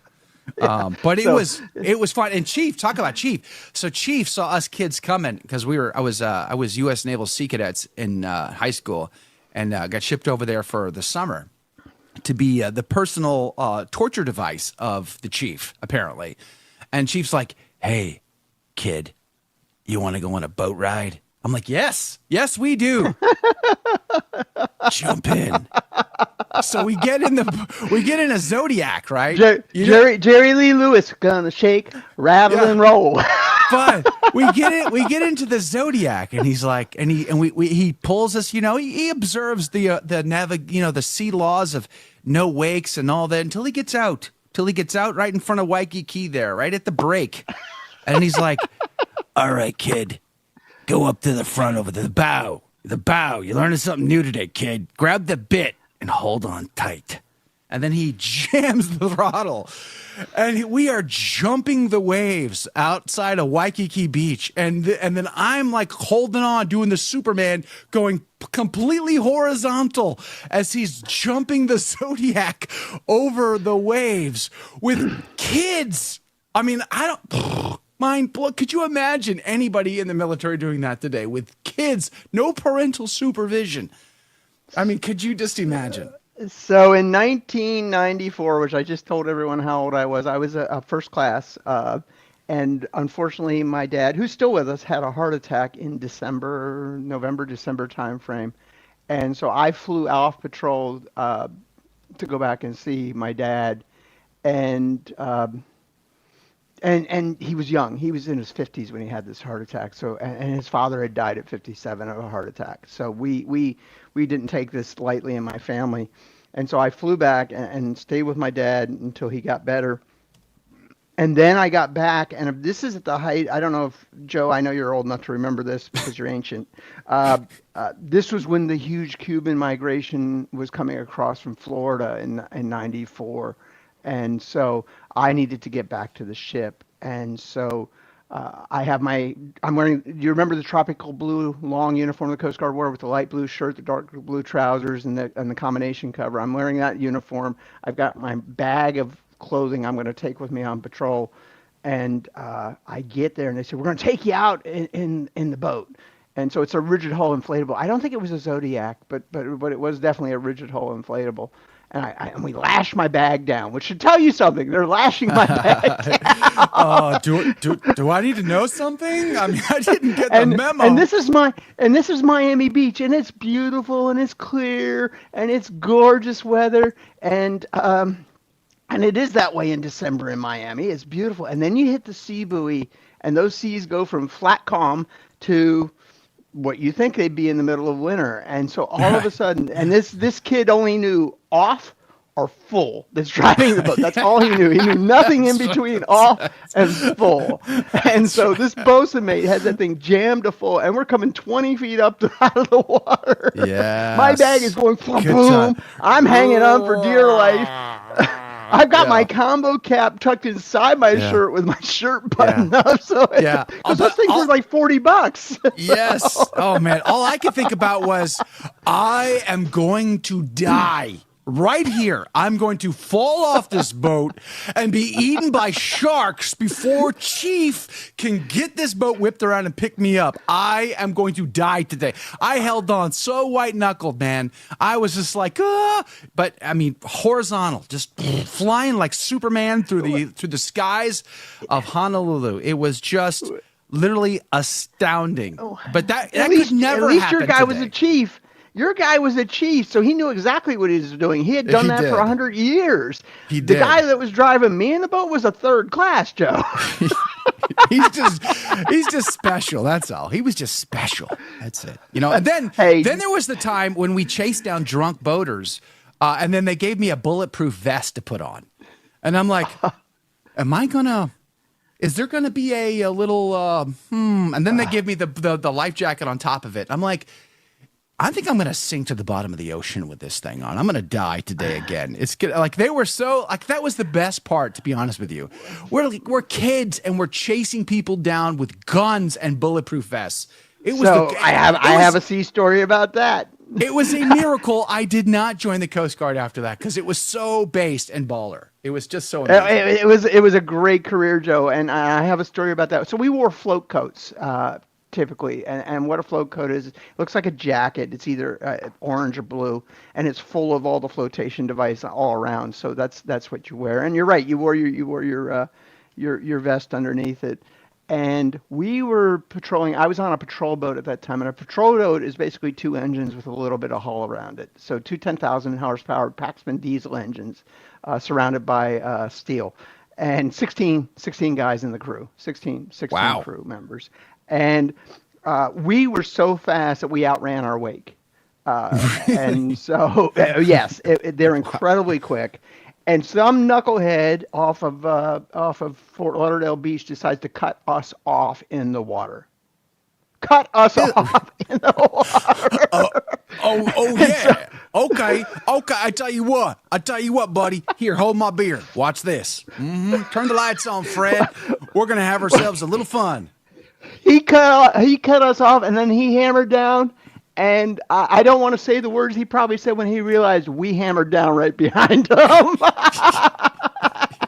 And so he's running for Miami Beach, and we're following him. We're right on his tail to Miami Beach. He pulls into Miami Beach. He got what was called a courtesy boarding. We went ahead and did a little courtesy boarding. Oh, yeah. We're going to need to do a little... We're going to do a little search, okay? We're just going to do a little search, or I'm going to need you to spread them, sir. Okay? You're going to feel a slight pressure, all right? Just a slight pressure. I did not talk like that, Joe. So you know what? It was a great career. It made me a man. Because I was 17 years old when I joined, Joe. I was too. I was 121 pounds. I cannot wear the pea coat they issued me in basic training. My wife wears it. Oh man! I just saw a pea coat the other day. I went I to have one. a Army surplus store and saw a pea coat. Yeah, had flashbacks over that. Yeah, it reminded me of the time where, as the naval sea cadet on another such eventful occasion, I was at Treasure Island in the Bay of San Francisco at the U.S. Naval Leadership Academy, and I pulled watch one night watching a barracks full of about 80 teenagers. And a drunk sailor comes stumbling down from the psych ward up above because somebody at the U.S. Navy thought, you know what, we got to put these kids someplace. I tell you what, there is an open barracks just underneath the psych ward full of crazy people. Let's go there. That's a great idea. Let's do that. You notice I always think in terms of redneck. For some odd reason, the inner voice is always that. But nonetheless, so I'm standing watch and in the Pico because it was cold. It's San Francisco, and this guy comes pounding on the door, drunk as a skunk, trying to get into the barracks. Because he heard that we were there, and he wanted to get into the barracks. And I thought, oh, this is not going to end well at all. So I had to stand in the gap. I had to stand literally in the door, keeping this dude out of the barracks. It was dicey at best. Again, it's that could have never happened. That would never happen today. They would be like, oh, I would have been discharged for disorderly who knows what they would have discharged me for. I was a good coastie. I never got captain's mast or gotten written up or gotten in trouble. But I did. Or got in trouble, but I did. But I never stood before the man except as a witness. So. Amen to that. Hey, Deborah says, my dad was 17 when he joined and was sent to Korea. My grandfather was in Korea. He got medically discharged after his buddy prematurely fired off the bazooka with my granddad still at the back before he could clear. Oh, did he get burned? Yeah, well, it was more of that. I don't know how bad he was burned necessarily as much as it destroyed his hearing for the rest of his life. They medevaced him to Tokyo. And then eventually they medically discharged him, so it was bad. But oh my goodness! Yeah. Let's see. Lost in Dimension says, "Poor Joe." Yes. Thank you for feeling sorry for me. I'm glad somebody feels sorry for me. I mean, technically, it's poor Joe. It's Jake's job to feel sorry for me, but he doesn't do it. So it's going to be in his performance. What do they mean, poor Joe? Sure. They should be poor Mike and Jake for having to put up with Joe. What do you? Is this one of those things that's unwritten in the handbook I got? I have to feel sorry for Joe. See what I'm saying, folks? You see what I got to deal with here? I mean, he even denies the fact that it's in bold letters in 110 point font. It's the most clear thing out of all the things that he's got to do in a day. Maybe that's why I missed it, because I was looking for the details. He was looking for all the fine print. For sure. Was it in Latin, Joe? If it wasn't in Latin, Jake didn't read it. Yeah. Okay. It was in the old Latin, though, not like this new fancy dangled stuff that we... Yeah, exactly. You know. Hey, Surprised by Puppy says, the audacity of Jake. Thank you. That's the title of my autobiography. For being sympathetic. The audacity of Jake. I like it. Let's see. Jake, put on the fire on the screen. He's still got the fireplace going over I think he said to put it in the fire. Put it in the fire. Put it in the fire over there. That's where the handbook went that told him he had to feel sorry for you. So he put it in the fire. I guess. So, Lost in Dimension says, with all those screens, I'm surprised they can find anything. Thank you. By the way, our straw poll, do you trust Javier Milei? And do you pronounce his name Javier Milei? Yes, 20%. 19% say no. 60% say no. Jake, where do you fall on that spectrum? I think I voted not sure. There's enough questionable stuff there where I'm like, we'll see how it turns out. I'm surprised you equivocated, Jake. I really am surprised. I was pretty sure you'd be either a yes or a no. No, so. I do not. I mean, I'm with you on never trusting a politician ever anywhere. So it's He's interesting.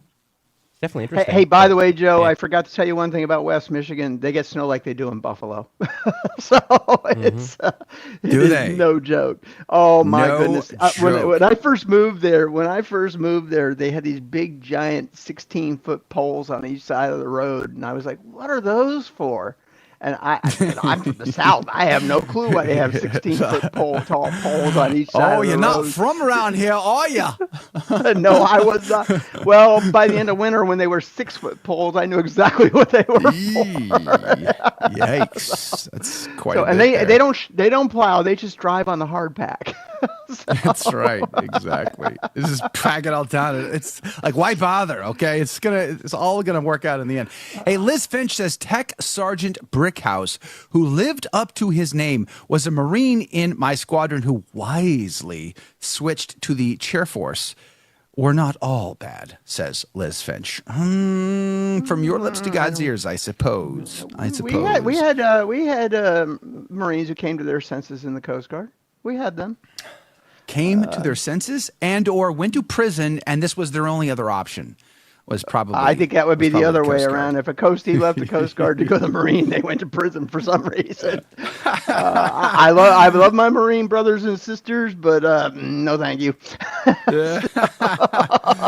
Oh man, it's so funny to see the differences between the military services. It's just hilarious to me. And by the way, Jane says, "Did you see the wave that hit Wake Island? My dad was there in World War II in the Bikini Atoll."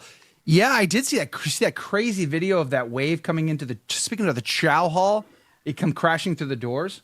That was insane. I did not see this video. I will have to watch this. Hey, the ocean is an unkind mistress, and there's just no two ways about it. And rogue waves are real. I've seen them, and I've seen the aftermath of rogue waves. I have also seen all the knuckleheads who think they can take their 2-meter rigid hull inflatable boat out into open ocean and had to go rescue them. And I still think we should just lash up a line and keep them in the boat, but instead we take them on board.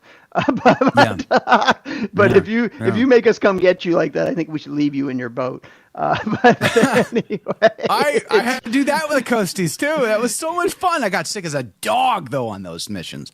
Oh man, I got so sick. Hey, JL Sanchez is in the house. Good morning to you. Thanks for hanging out with us today. Nick Vors, good morning and greetings to you, my friend. Edwin, good morning to you. Edwin, I have a grandson named Edwin, so I'm glad you're on the team today. Mac Thomas from Indy. Are we talking about try living in North Dakota, boys? North Dakota. Do you get any snow in North Dakota? Really? No, they probably do, Joe. But what I remember about North Dakota, to snow there.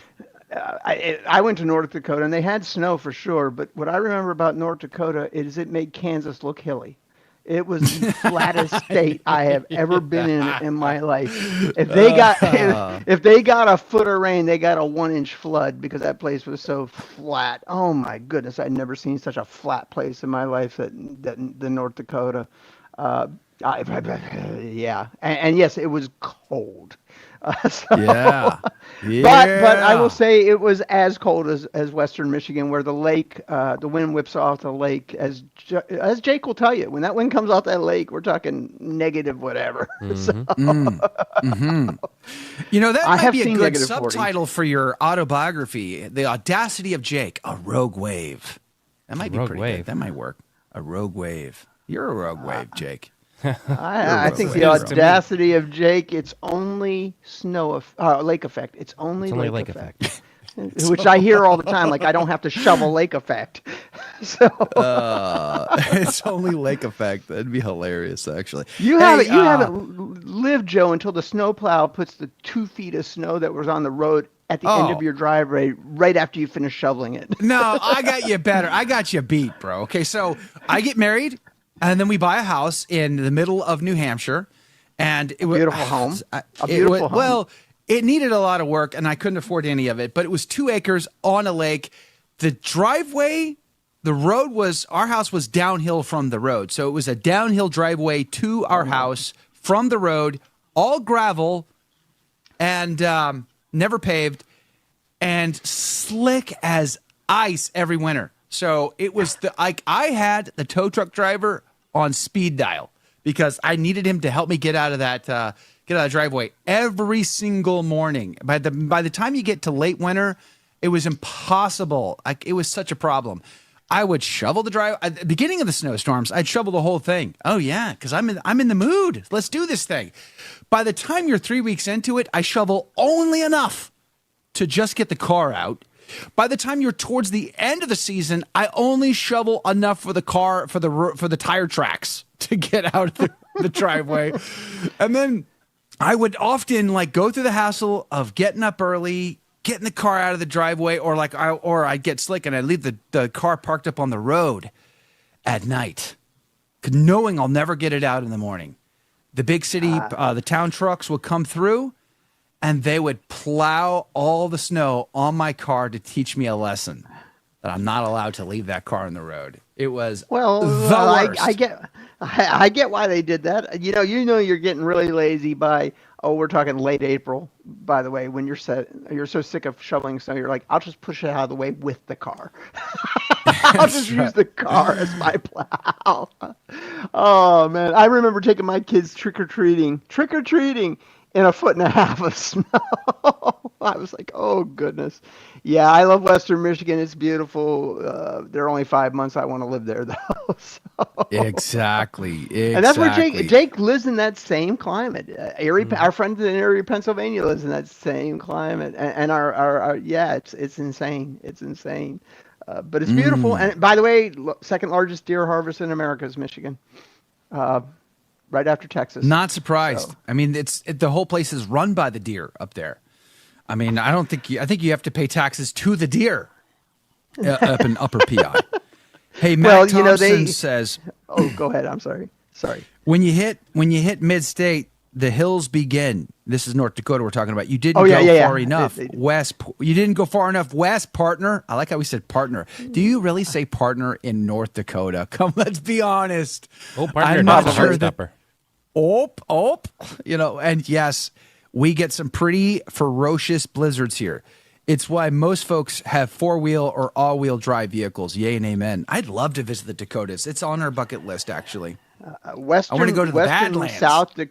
Western South Dakota, and what he's talking about is the same mountain range in North Dakota, which are the Black Hills, if I remember right. That is stunningly beautiful country. It truly is.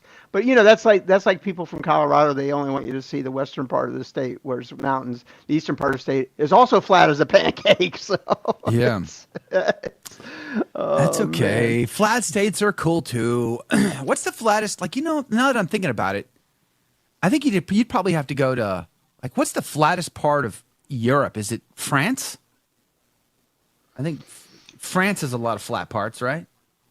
I would think more of the eastern steppes, maybe in Ukraine, like Kazakhstan or something like that. No, I'll bet Ukraine is Europe. probably the right answer. I bet Ukraine is right. That's probably the right answer. Listen, I couldn't go to France because I'm German and I'm not allowed in, so I don't know anything about. Unless I'm carrying a rifle, I'm not allowed in carrying France. A rifle. Yikes! So ouch. Hey, listen, I seriously, Joe, if you haven't read it, you need to read the book about Rudolf Diesel, the man who invented the diesel engine. He was an Alpine German who was born in Paris, and when the Franco-Prussian War started, his family had to leave Paris and they moved to England. But it is fascinating, and the claim is that he committed suicide in 1914.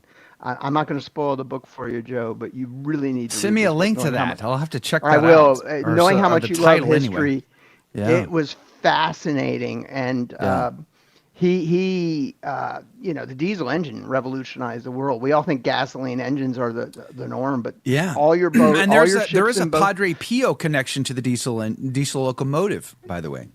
There is. And so most of everything we have in this world comes by diesel and diesel fuel. And the wonderful thing about diesel fuel is you don't have to have oil resources to make diesel. You can make it out of vegetable oil or whatever. So read this book, Mike, Joe. I'll send you the link. Mike, why do you hate the environment, bro? Why do you hate? Why do you hate Mother Earth, Michael? Mother Can who? you explain this I know to me? Mother Mary. Who's this Mother Earth you speak Michael? of? Mother Earth. Why do you hate her? What did she do to you? You just love diesel engines and fossil fuels. I love diesel engines. I do. Just because all your food comes on a diesel-driven truck doesn't Hey, mean Joe? you get the right to hate Mother Earth. Joe, I'm going to get in my Dodge Ram 2500 diesel, and I'm going to celebrate what you just said. I might even. Oh, I've never done it, but I might Hold even my cold beer. roll that thing. So, Jake's throwing us off the air. Right.